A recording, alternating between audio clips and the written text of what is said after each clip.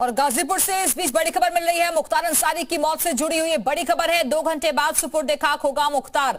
मैयत और जनाजे की नमाज की चल रही है तैयारी। मुख्तार के जनाजे की प्रक्रिया शुरू हो चुकी है। मुख्तार के घर के पास भारी भीड़ जुटी हुई है। पूरे गाजीपुर में धारा 144 लागू है।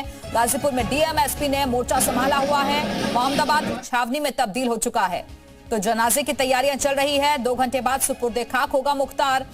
परिवारजनों के पहुंचने का सिलसिला लगातार जारी है। आसपास के गांव से भी लगातार लोग पहुंच रहे हैं। भीड़ काफी ज्यादा है, इसलिए इस भीड़ को देखते हुए पुलिस की भी पैनी नजर बनी हुई है। मैयत और जनाजे की नमाज की तैयारियां फिलहाल चल रही हैं। एक्सक्लूसिव तस्वीरें आपको दिखा रहे हैं। मुख्तार के जनाजे की प्रक्रिया शुरू हो चुकी है।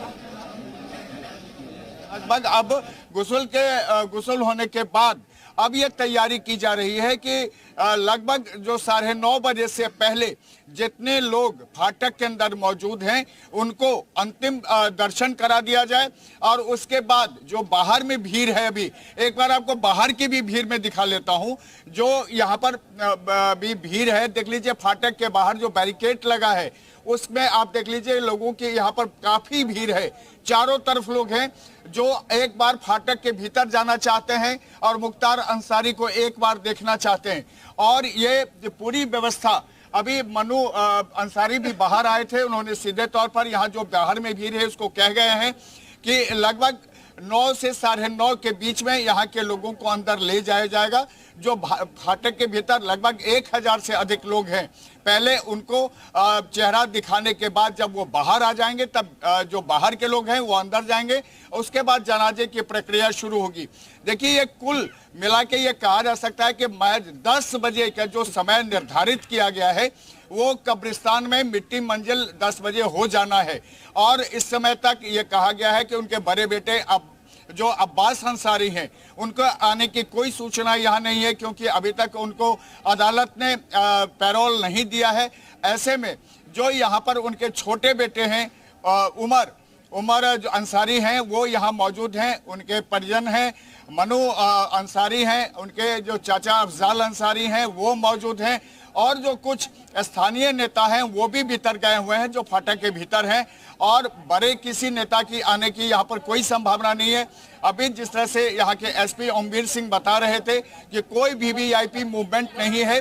लेकिन एक बार आप देख लीजिए जो सुरक्षा व्यवस्था है वो ऐसी व्यवस्था है, बैरिकेटिंग के बाद बिना परमिशन के फाटक के अंदर नहीं जा सकता है और न ही अंदर जाकर कोई जो वहां पर चेहरा देखने के कार्यक्रम में शरीक हो सकता है। जी, तो मुबस्सिर जानकारी दे रहे हैं। प्रशांत भी लगातार बने हुए हैं हमारे साथ। प्रशांत भी हमें लगातार खबर दे रहे हैं। नीतीश हमारे सहयोगी विशाल भी लगातार मौजूद हैं और हमारे साथ हमारे सहयोगी मुबस्सिर भी लगातार जुड़े हुए हैं। मुबस्सिर, क्या जानकारी है आपके पास, क्योंकि अब घर के बाहर काफी भीड़ जुट चुकी है। कैसे व्यवस्था वहां पर पुलिस की देखी जा रही है? अब बिल्कुल दिव्या, देखिए इस वक्त मैं मौजूद हूँ कब्रिस्तान पे, जहाँ पर 10 बजे के आसपास पार्थिव शरीर जो है मुख्तार अंसारी का वो लेकर आया जाएगा। पहले मैं यहाँ का आपकी व्यवस्था दिखा दूँ। चारों तरफ पुलिस का पहरा है, सख्त पहरा है। सिर्फ मीडिया कर्मियों के अलावा किसी को भी अभी यहाँ पर आने की इजाज़त नहीं दी गई है, क्योंकि जो जनाजा घर से उठेगा और वहाँ से जब आएगा तो हज़ारों की संख्या में की तादाद में जो लोग हैं वो जनाजे के साथ आएंगे। और दूसरी तरफ मैं तैयारियाँ दिखा दूँ आपको। कब्रिस्तान के अंदर जो आप ये सामने जो वाइट कलर का एक छोटी सी वॉल आप देख रहे होंगे, ये मुख्तार अंसारी के फादर हैं, उनकी कब्र है और उनके ठीक सामने मुख्तार अंसारी की कब्र खोदी गई है। यानी अब वो तैयारियां जो थी कब्र की वो मुकम्मल हो चुकी हैं। अब जो तैयारी यहाँ पर लोकल एडमिनिस्ट्रेशन पर होनी थी वो पूरी तरीके से पूरे एरिया को कॉर्डन ऑफ कर दिया गया है।